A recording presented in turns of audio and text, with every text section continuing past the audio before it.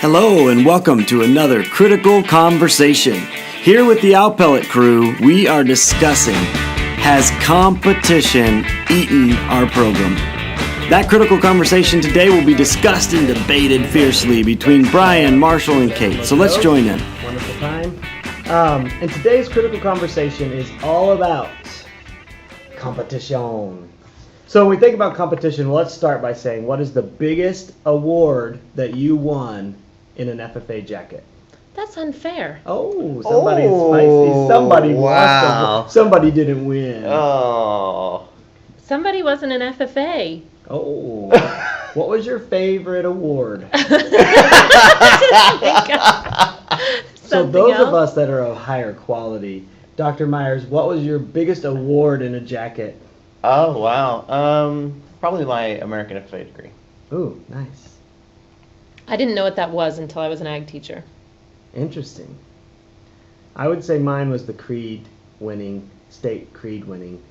Really? Like national officer wasn't a thing for you? No, the creed winning thing was big. Yeah. Because, you think you're scared of the loser. But when we look at competition, unless you're Kate, Kate is quite competitive. I've seen lots of competitive videos.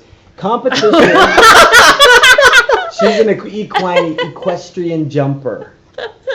So when we look at the critical conversation today, all about competition, and all of us love competition. Yeah. I do.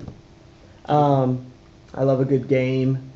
But as I look at an FFA advisor, I focus so much on the competition. And as I look at it now, has competition eaten ag education? That's our critical conversation. Like today. Tail wagging the dog. Yeah, we got a big old wagon in front of the horse. Yeah. Is my thought.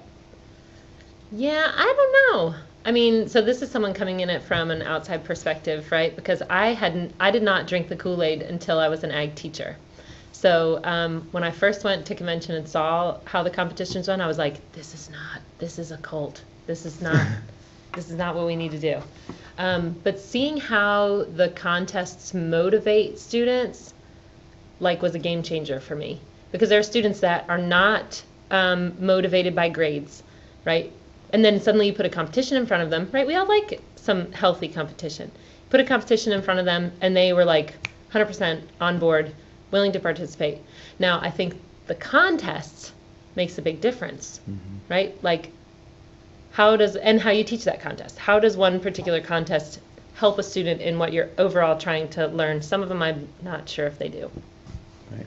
Well, I think part of it too, though, is if the competition is the only tool we're doing.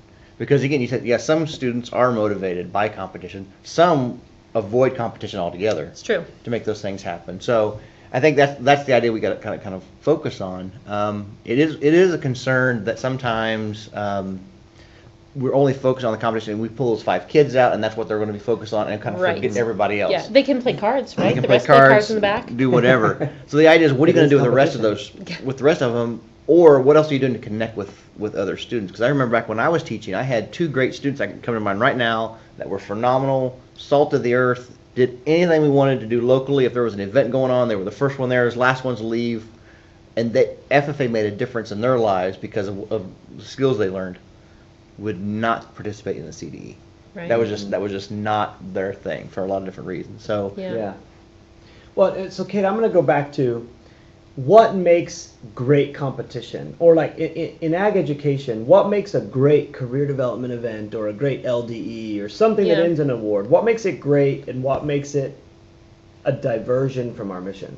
Well, we've talked before about the 3-circle model, right? And that classroom, I really think that classroom and laboratory instruction bubble, right, should be what drives our overall program. Student learning has to be at the forefront of everything that we do.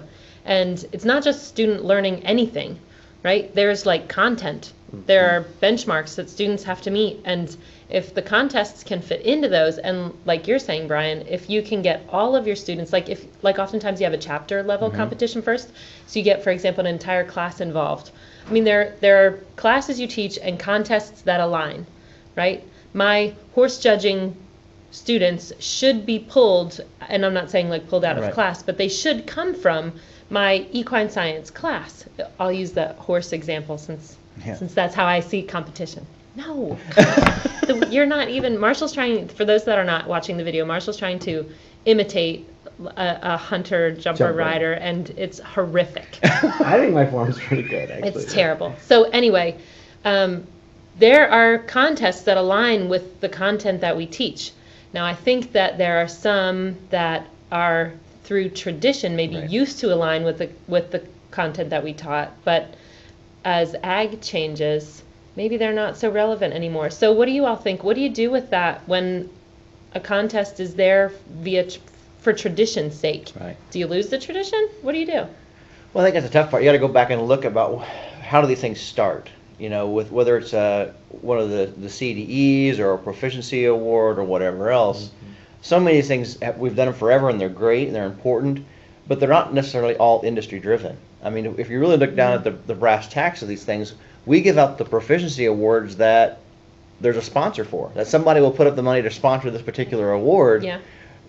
Which may or may not be the most appropriate. And I'm not saying all of them. Well, it means they're industry driven, right? Well, or it could be. You know, they're at least supported, or somebody finds those things. The same thing with the different contests. And I know when we were teaching these things, I definitely talked about, I think there's two different breeds of CDs out there. There's kind of the old for fashion ones, the more traditional ones that we have, and then the more interactive ones, things like ag issues and those things where students are actually working collaboratively to build projects, making things kind of happen. And I think those are much more applicable to what's happening today than maybe some of our more traditional ones that we've got going on that we're going to keep doing because we've done them forever. But even folks in the industry are like, that's really not how it's done anymore. So, but how do you fit them into do you fit them into your classes, or is that what becomes extra? Like, what if there's complete misalignment between contest and content? Well, and that's the biggest struggle I always had as an ag teacher was kiddos would find a sincere interest in dairy foods. Yeah. And I love that. I mean, kiddos would come in at 4 in the morning or crazy stuff to study something they were really interested in. But they happened to be in plant science. Right? Mm-hmm. And so, that was always a challenge. If the dairy foods contest was in my food and products class, that was awesome. Yeah. And then also, the other problem I had is certain contests like livestock judging is not it's a great traditional, it's the best traditions of our national life. That is what, in FFA, we livestock judge and give reasons. But, you look at contests or, career development events like floriculture, where you take a call from a customer, you produce a budget, you create the floral arrangement. Like, that really is motivating students to learn what we'd want them to learn. Mm-hmm. Livestock judging is not a good comprehensive motivational assessment of animal science. Right. So I struggled with those two big things and how to make those work. Yeah. And then what if we did dairy judging? I had some students that were really interested in dairy judging, and we did not have a dairy in the entire county. Right. So like at what point do you say, guys, this isn't aligned? But if they're really, really excited and passionate about it, I didn't have the heart to tell them that it's not aligned. So we would spend time on something that was completely misaligned with our content. Mm-hmm. I think a lot of us do that. Ours was dairy foods and poultry judging. I mean, for some unknown reason, our students in our school and in our area loved the poultry CDE. There was not a poultry production facility within a million miles of the school where we were to do that sort of thing. And so I think that's where maybe we can use competition to get kids excited about things, because they were there for the competition piece. It was all it was a little bit of the novelty of something, because it wasn't what they were teaching all the time. It was like, I can go talk about this thing and have some success with it. So I think that's okay to do some of that. You just can't let that be everything that you're doing. Yeah. So I'm going to change this just a little, if y'all don't mind, because it got me thinking when you were talking about the poultry judging.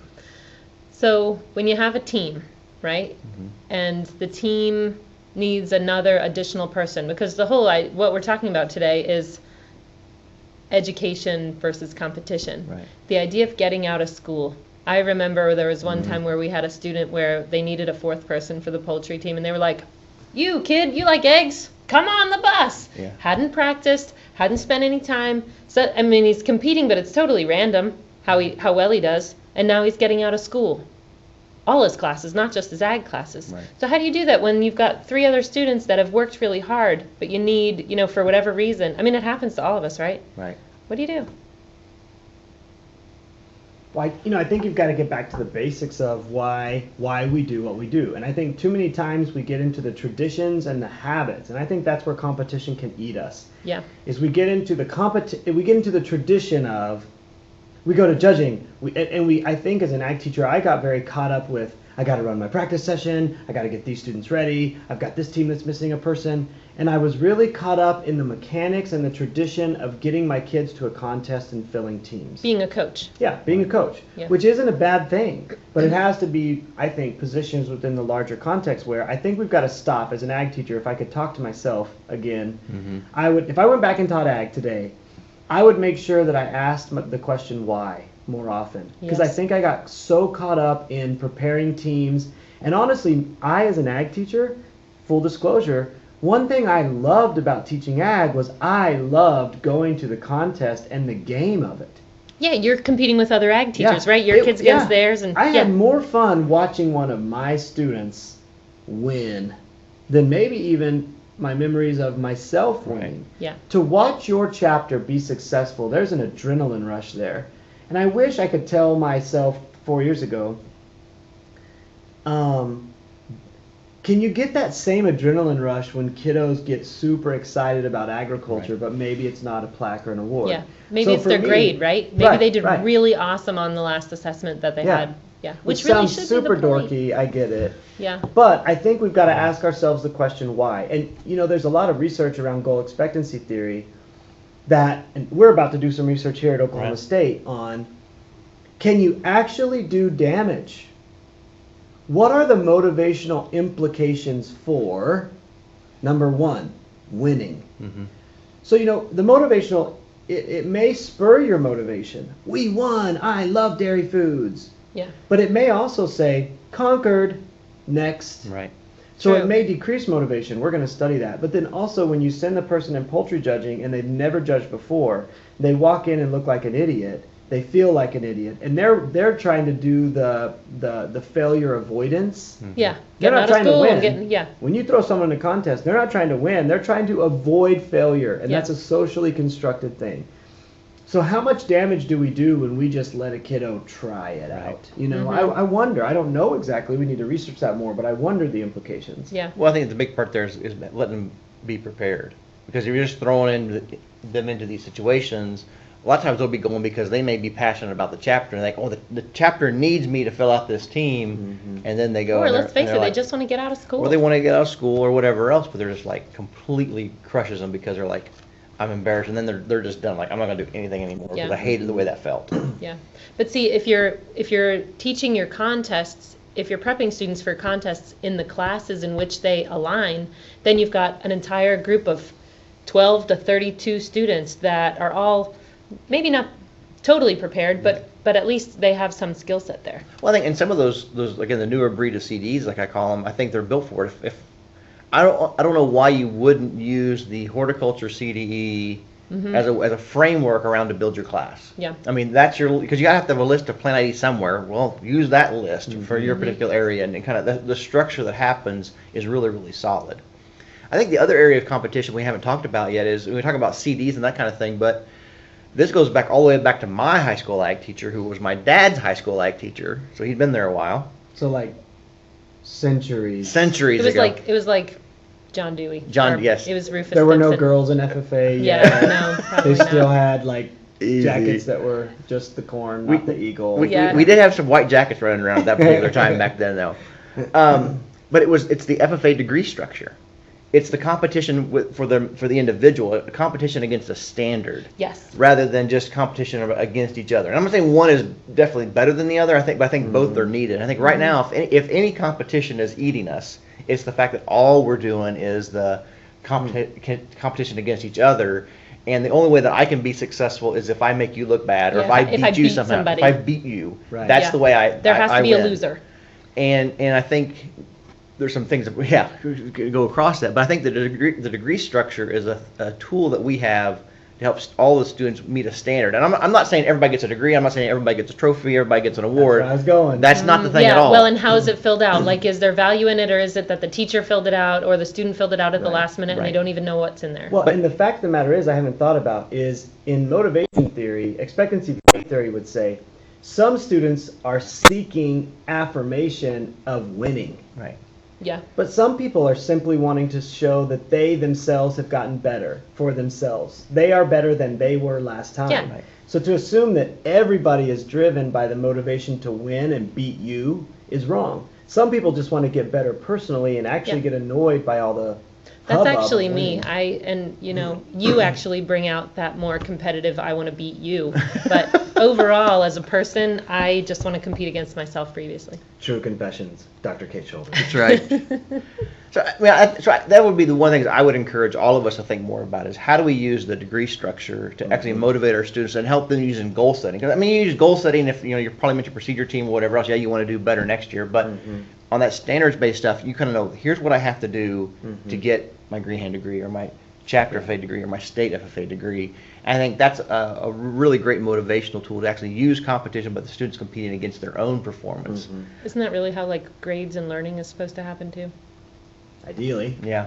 Well, it makes me think about, so experiential learning, which is what I think about all the time, there's 4 things a teacher has to do to facilitate holistic learning, learning that matters, that's integrated. They have to facilitate an interest. They have to learn what the kid's interested in, and they have to go to the kid first before they give them info. They've got to find something the kid is interested in so they can, start with that. And then they've got to build expertise. You've got to provide some expert knowledge. And the 2 key ones I keep thinking about in this is you've got to provide feedback. There's got to be systems for you to perform, test your theories, and be evaluated on the performance, which then equally leads to the coaching, which is one of the 4 roles. Yeah. But coaching isn't winning. It's not football coaching. Right. It is goal setting. Your weld was a 2 out of 5. And this is how I can get you to a 3 next time.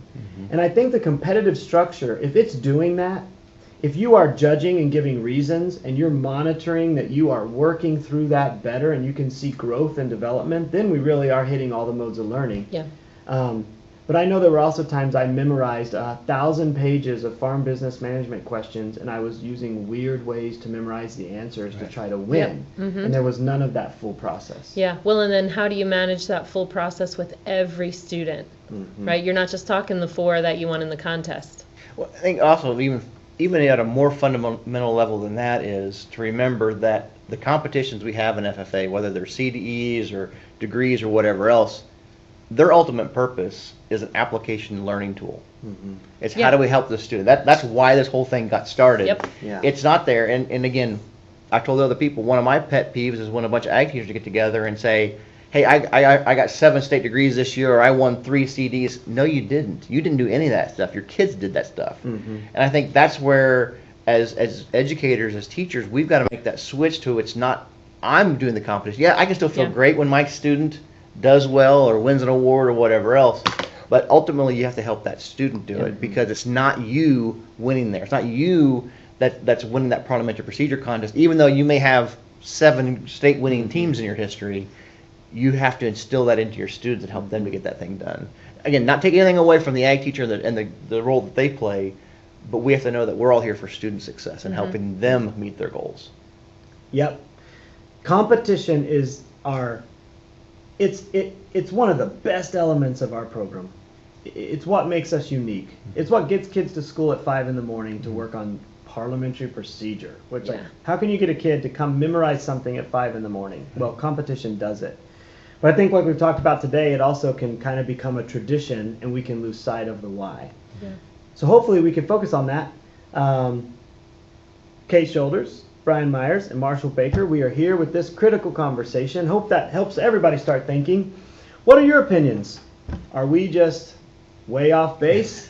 Jump on and argue. Entirely possible. Yes, entirely possible. These are not created for the perfect information to be provided. This is a critical conversation and discourse, and we want you guys in the classroom reminding us that are in the professorate, reminding us, jump in, tell us, get on our Facebook page, Owl Pellets, get into this conversation about what does competition do, good and bad for us. Yeah. Yep. The recording's done, but the conversation is not. That's absolutely right. All right.